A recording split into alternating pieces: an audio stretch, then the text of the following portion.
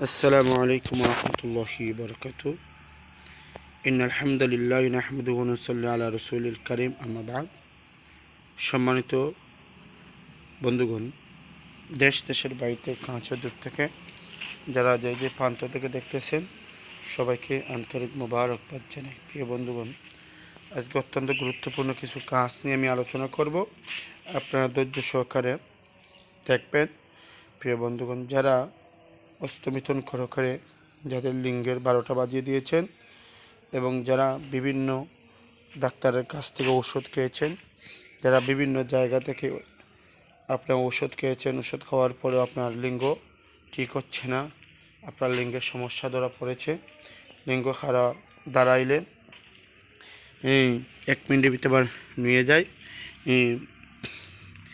এবং এই লিঙ্গের উপর জুলুম নির্যাতন করেছেন, অনেক কবিরাজের কাছ থেকে ওষুধ খেয়েছেন, অনেক কবিরাজরাও আপনার সমাধান দিতে পারে না। আপনাকে বলবো আমি, আপনি ন্যাচারাল কিছু জিনিস খান, ইনশাল্লাহ। এই যে গাছটা দেখতেছেন, সেটাকে শতমূলের গাছ বলে। শতমূলের গাছ বলা হয়। এটা নিচে অনেক শতমূলের জড় রয়েছে, শিকড় রয়েছে। এই দেখেন, এটা পরিষ্কার নয়, আমি খুঁজে বের করেছি। এই দেখেন, এটার নিচে লম্বা লম্বা লতার মতন, আমরা যে লতা খাই, লতার মতন অনেক শিকড় রয়েছে। যদি আপনি মনে করেন যে আমার যৌন জীবনটাকে আমি সুন্দর করি, আমার যৌন জীবনটাকে আমি ভালো করি এবং স্ত্রীর সাথে এনজয় করি, তাহলে আপনাদেরকে বলবো, আপনারা এই গাছের শিকড় তুলবেন। শতমূল, ওটা শতমূলী গাছের শিকড় তুলবেন। তোলার পরে আপনি কি করবেন, এই শতমূলী গাছের শিকড় তোলার পরে আপনি 1 ইঞ্চি পরিমাণ লম্বা নেবেন।